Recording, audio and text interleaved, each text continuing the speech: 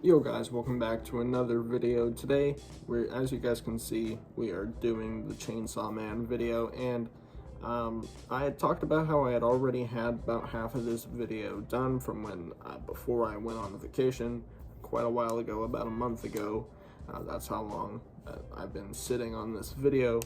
I went back and looked at it, and I wasn't happy with what I had created, and it would be very difficult to continue it after so long, so I just scrapped the video completely and decided to restart from scratch.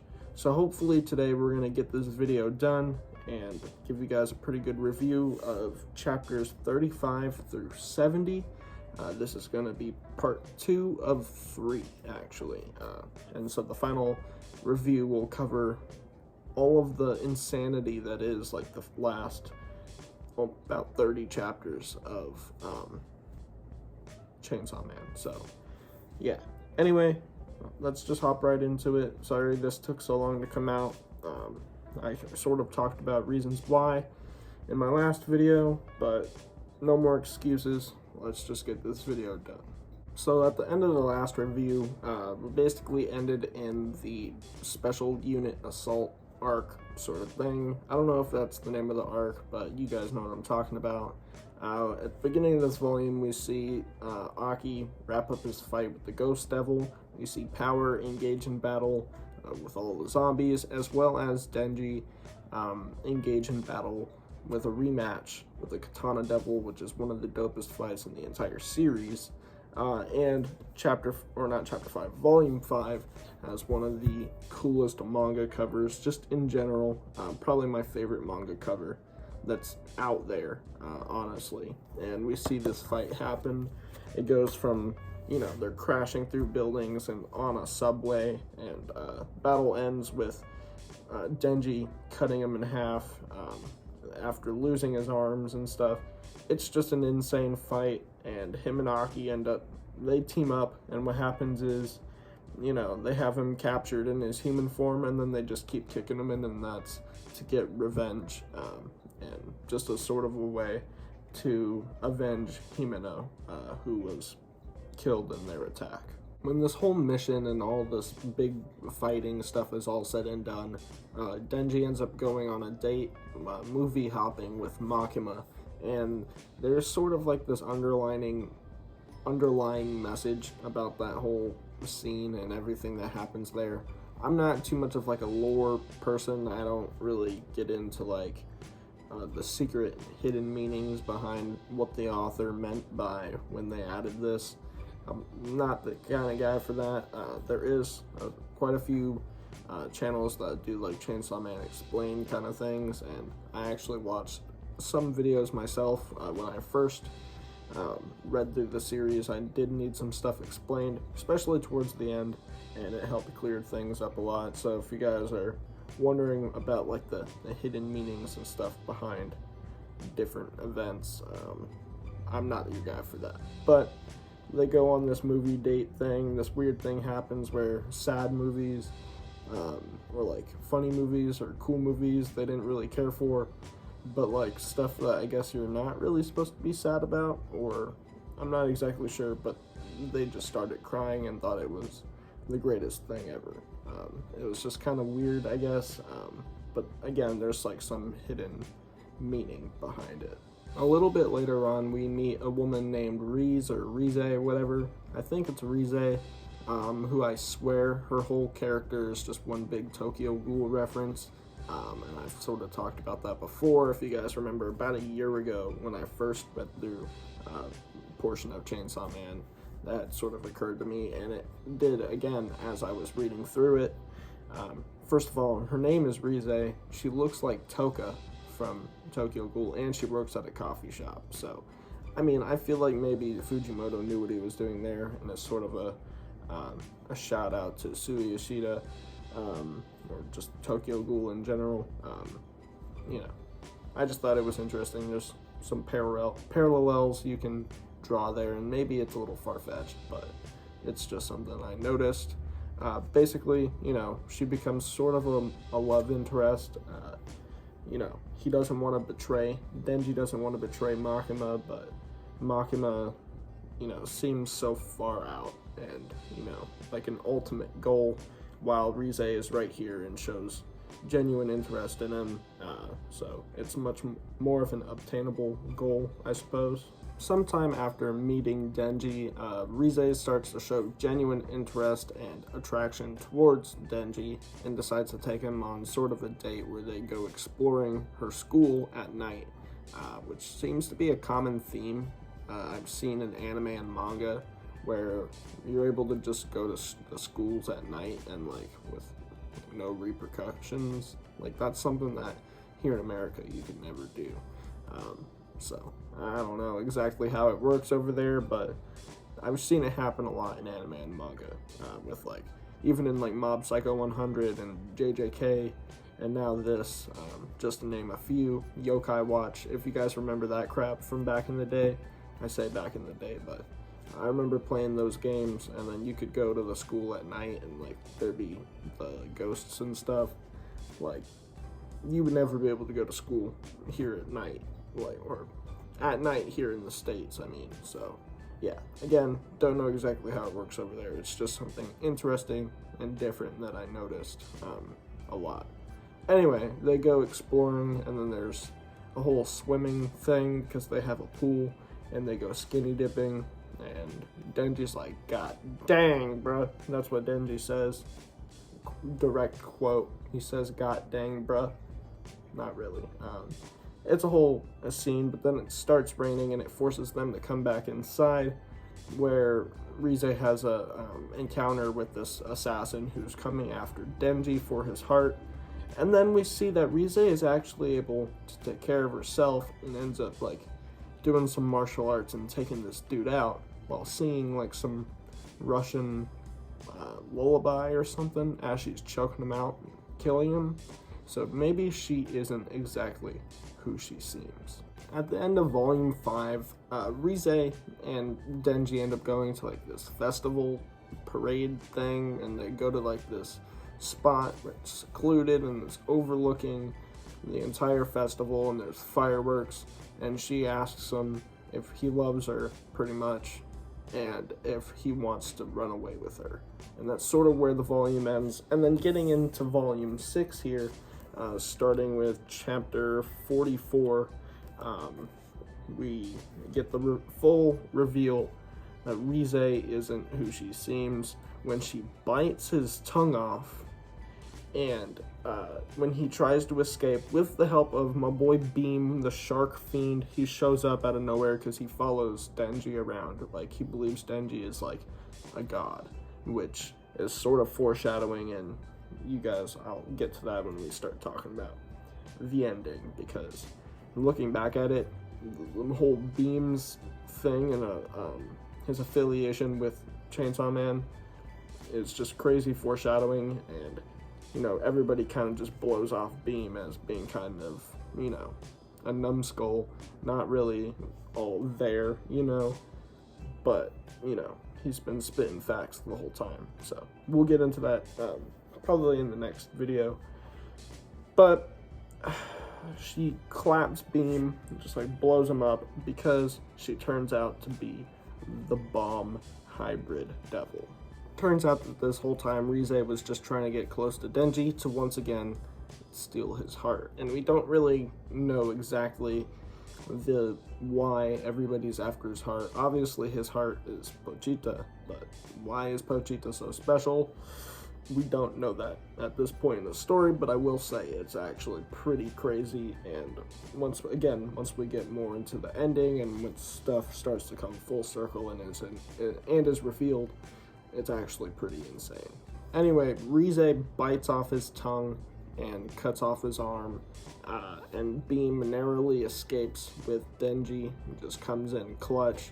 After getting sort of blown up himself, he still keeps on trucking and gets out of there. And then we see some civilian devil hunters who roll up on Rize and think, oh, there's 3 of us versus 1 devil, we got this. Ain't no way. She just snaps and just blows them up. So Rize turns out to be extremely powerful. And then we cut to a scene where Aki is just hanging out with his boys in another division. They're talking about, hey, talking about retiring and stuff like that, and getting to certain checkpoints and career marks. And they're just hanging out, you know, they're doing fighting in like a boxing ring, just big chilling. And then Beam shows up, you know, with Denji half dead, and it's like, yo, she's after us. And so Rize, not far behind them, shows up, and Aki is able to escape with Beam and Denji and get out of there.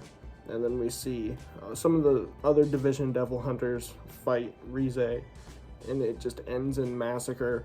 The whole building gets blown up, and Rize just cuts off their heads and is like holding up their severed heads at one point. It's just insane. But it's at this point Denji wakes back up after he's taken some blood, and they're on the freeway, and it's just a crazy battle that happens. They're just driving on the freeway, and Rize's flying through the air using explosions to propel her, kind of like Bakugo in My Hero Academia. And Denji wakes up, and yeah, they just have a cool fight. They're jumping between trucks and cars and stuff, just duking it out. And Rize freaking wrecks Denji. She's just got so much power behind her, and is far more skilled than Denji because of her training and all that, which sort of gets revealed later on at the end of the volume why exactly she is so skilled.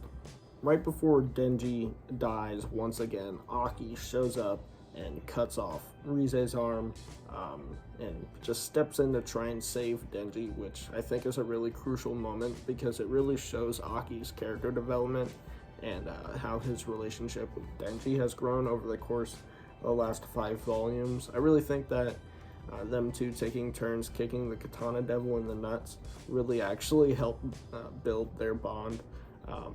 So yeah, just something I noticed, you know, Aki going out of his way, stepping in to try and save Denji.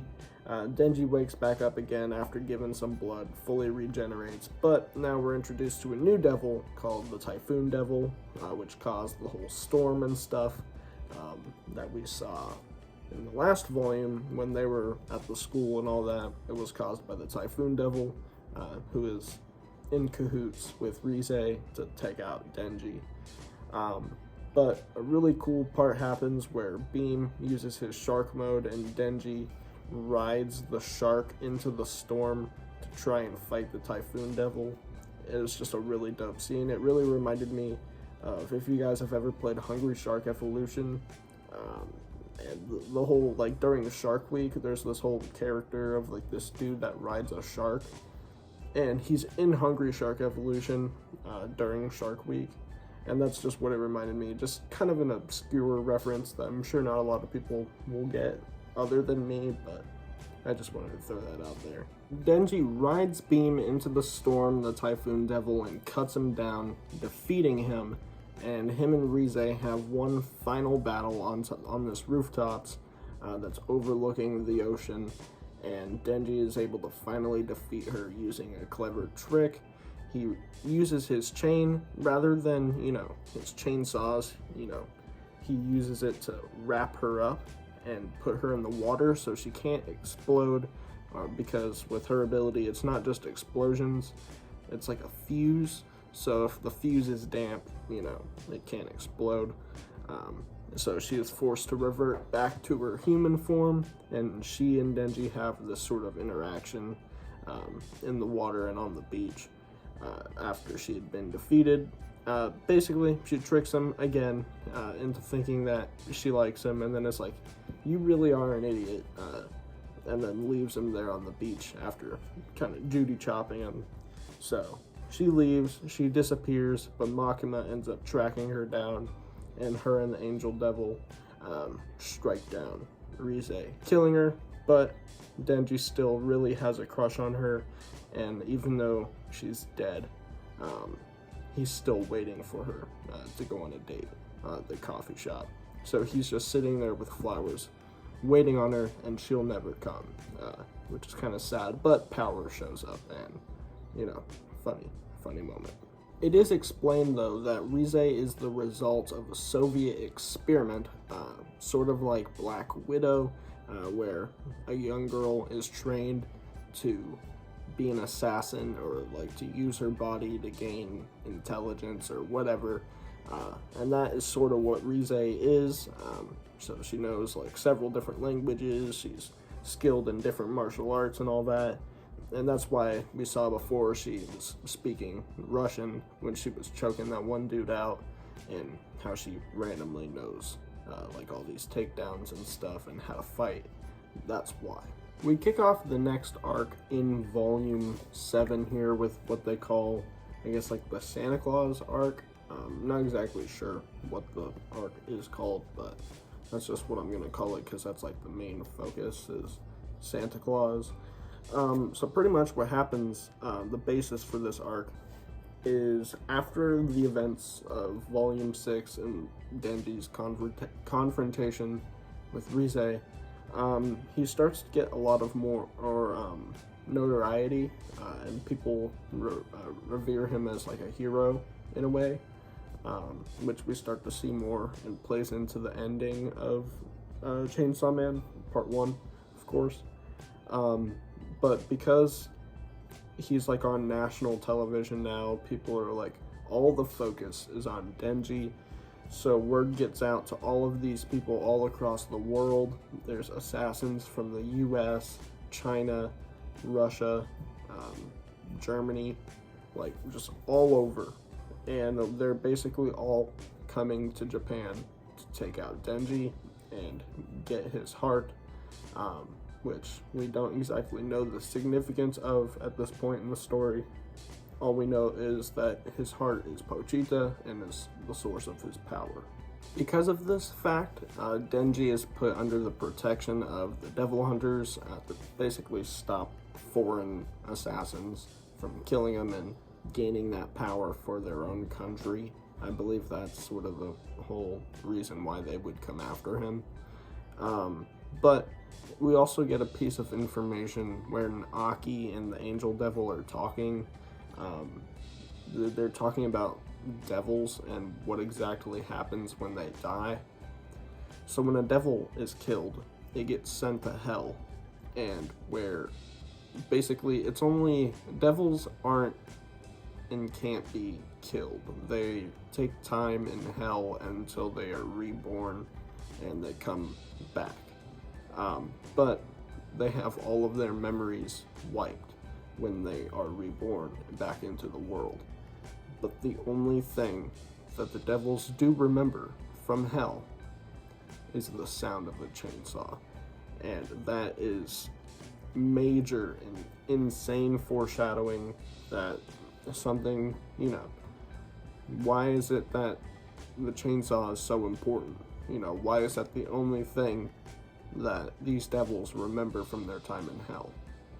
What exactly is the Chainsaw Devil? All of these questions are left unanswered, and it's just crazy to think about because there's so much importance around the Chainsaw Devil at this point, and it all sort of gets revealed here, not revealed as in answered, but it brings up the question, why?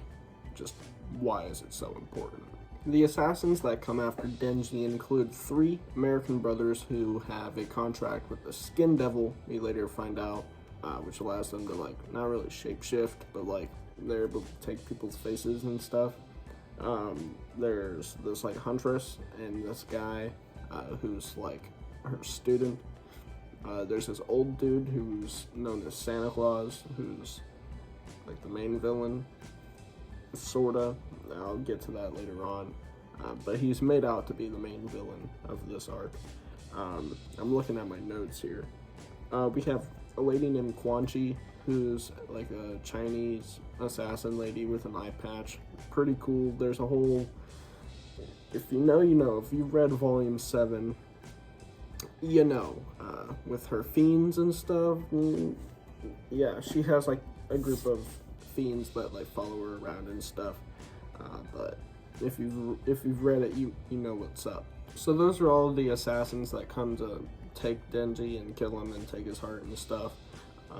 The old man and the Huntress and her student come from Germany, Quan Chi from China, and again, the three brothers are coming from America. The whole conflict of this arc first starts out when the agents that are, if you guys remember in, I think, Volume 4, the agents that help Aki go get the Future Devil, the one chick and the dude, they're in the car, they're on their way to go meet with other agents that are with Denji and are supposed to be protecting them. They get ambushed on the road, and everybody in there is killed by the three brothers. And so one of the agents, the dude, I forget his name, but his face is taken by one of the brothers. So that brother then, goes off to go meet with Denji and that crew, but in disguise, and he's going to go kill Denji. But they don't know because it's a disguise. While they are in a burger shop, they encounter the Huntress lady, and they don't even realize who she is. She just kind of walks by, and she tells her student, whose name is Toka, that she has like a nail. And all she has to do is poke Denji 3 times with the nail, and she'll activate the Cursed Devil that she has a contract with. She's already done it twice. Now the real test for her student is that if he can, do it, then he passed the test or whatever. So all he's got to do is poke Denji once. Later on, we see they're sort of walking, and they meet up with one of the brothers whose face was changed, and Power. There's this whole funny scene where she's inside of Kobeni, whatever you want to call her, inside of her car, and is lying to her about having a driver's license, and she accidentally just lays on the gas, and the car just comes and just wrecks the bad guy. And of course everybody's freaked out because they think that dude was their teammate, but in reality it wasn't. So they're all freaking out, and then they see his face change back to normal, and they're like, oh, this is one of the bad guys. And then Power takes credit, claiming that she knew that it was a bad guy the entire time, and that she, didn't accidentally almost kill one of their teammates. We see some bystanders see what happened here and are freaked out, and turns out that those are actually the brothers, the other 2 brothers in disguise. There's a character named Yoshida, who is really cool. He's a devil hunter, who's a good guy.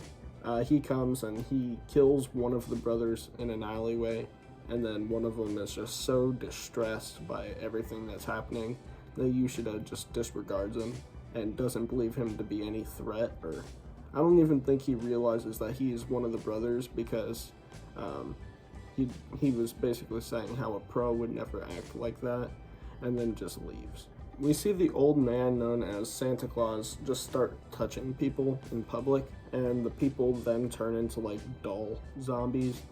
And if the doll zombies touch somebody, then they'll turn into a doll zombie, and it creates like this whole army of like mindless dolls that are able to like transform their arms into blades and stuff.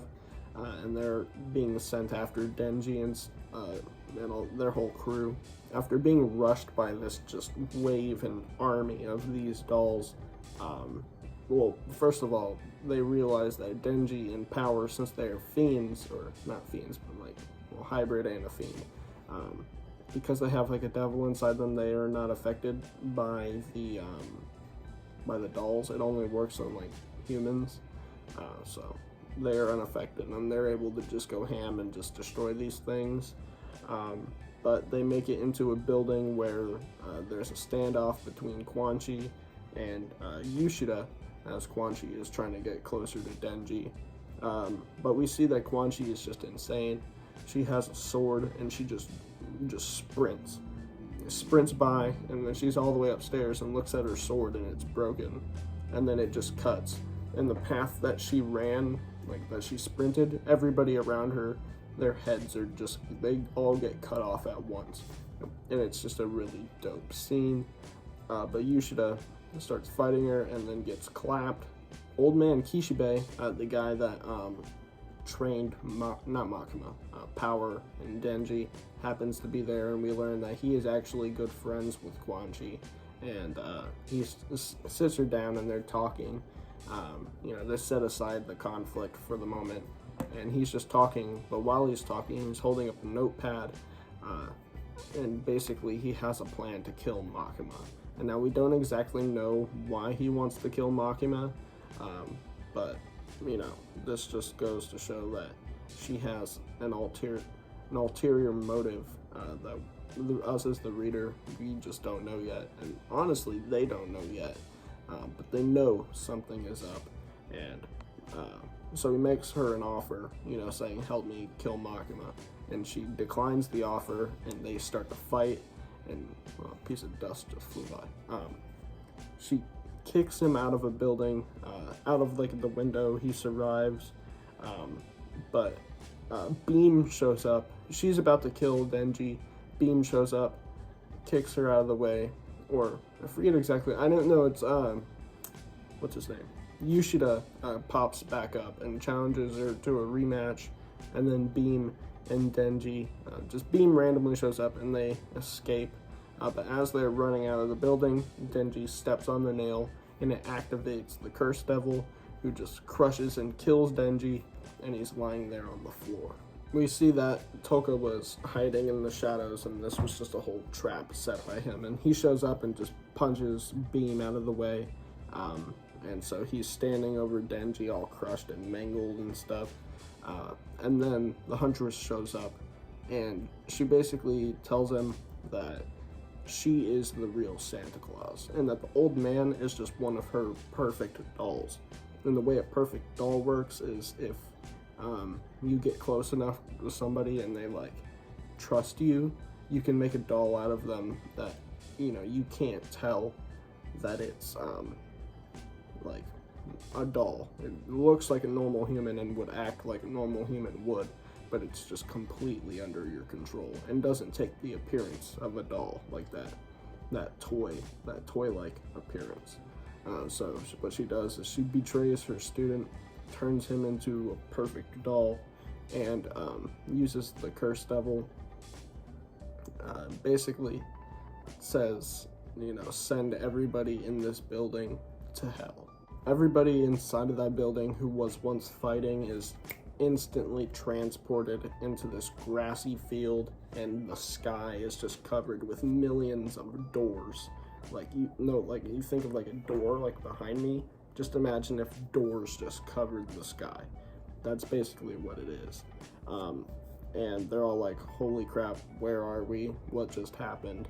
And Quan Chi says, let's quit fighting. Let's make an alliance at the moment. Denji's dead, but is given some blood to regenerate. Out of nowhere, though, a door opens, and one of Quan Chi's fiends says, here in hell, they're in so much danger because there are devils that are there that are watching them that are far more powerful than the Gun Devil could ever be. The Gun Devil that destroyed and killed millions of people in seconds all across the world.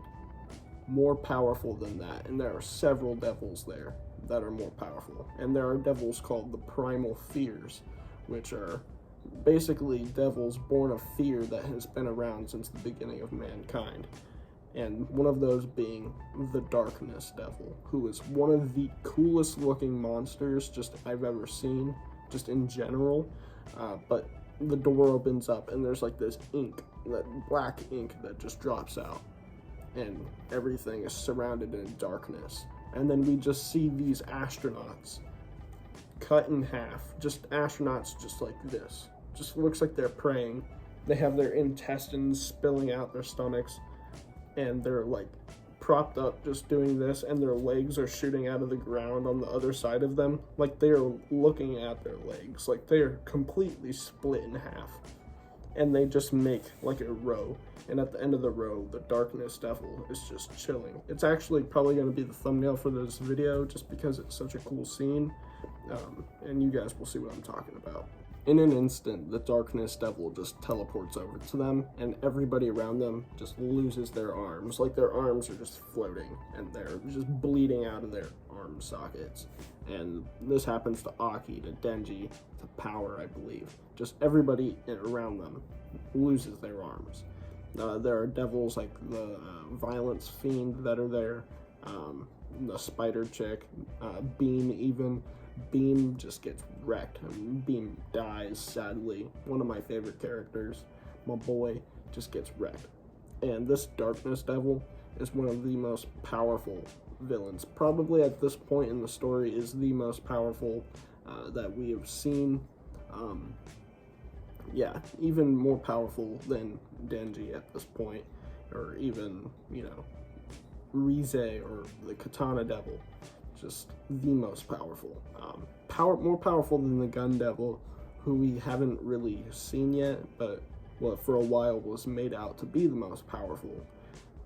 This is stronger, and it's just wiping out everyone. But it isn't until, the Spider Lady Devil, who we met in the Assault arc, like the Yakuza Assault, that whole arc. She's been communicating with Makima this whole time because of a contract they had. So the Spider Devil lady dies in hell, but she is able to unzip herself and creates like a portal, and Makima pops out. And she has this confrontation with the Darkness Devil, where the Darkness Devil just destroys her arm and mangles it. One thing that I forgot to mention that just goes to show how powerful this thing is, it was Aki was left looking around. He's on his knees. He's looking around at all of his friends that have either been killed or are unconscious and bleeding out and dying. And he's just looking around, and we know he doesn't want that. He's sick of seeing the people around him die. But he's just standing there on his knees, looking, and the Darkness Devil just slowly walks over.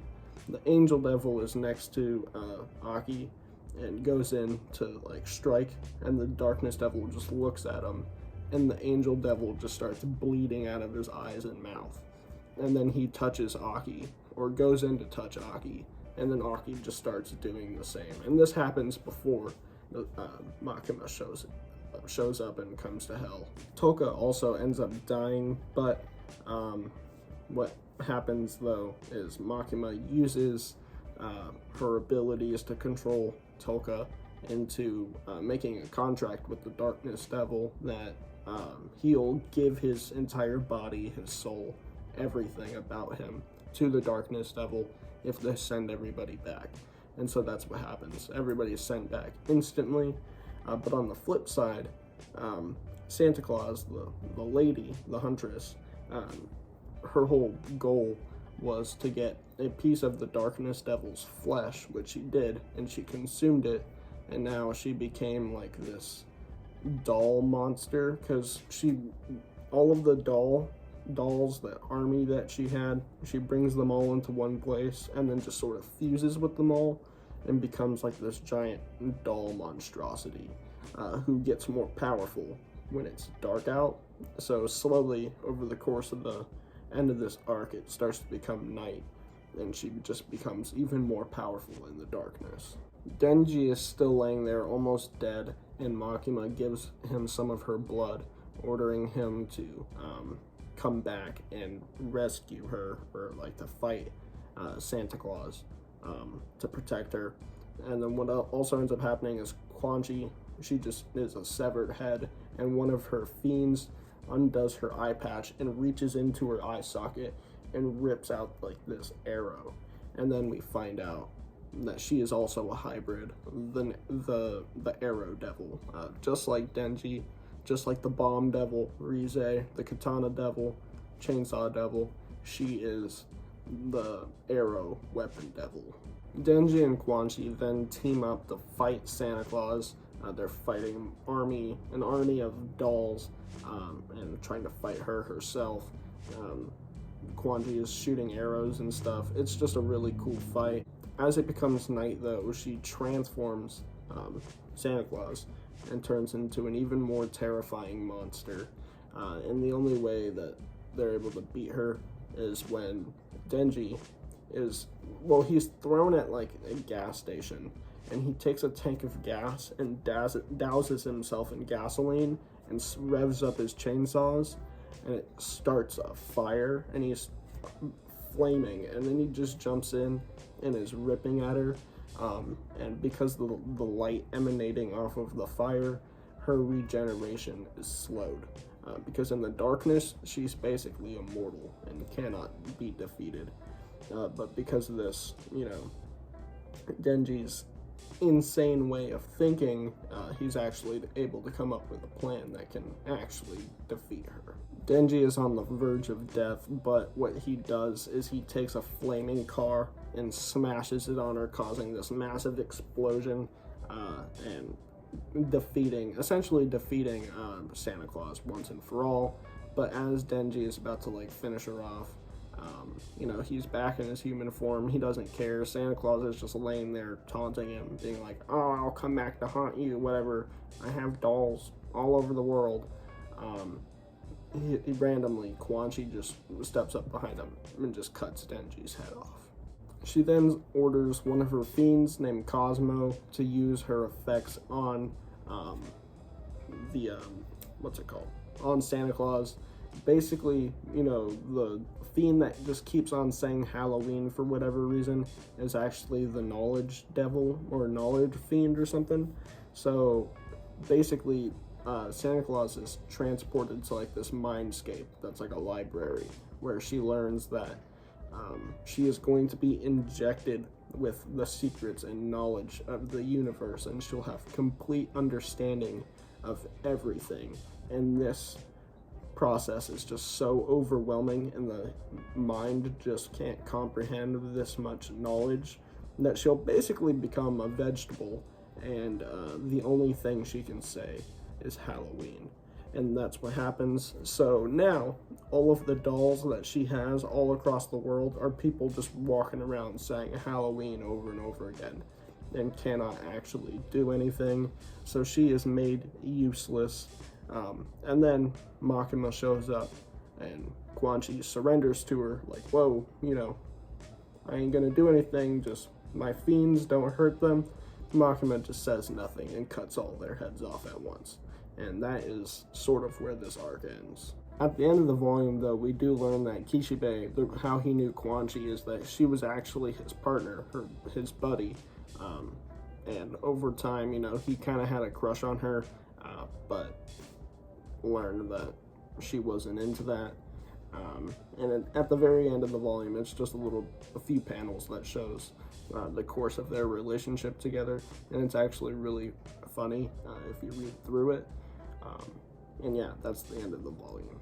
Overall, though, this arc is really good. It's probably my favorite. I don't know if it's my favorite arc in the entire series, the Gun Devil arc, and the final section of the series that I'll be covering in the next video, or the next Chainsaw Man video.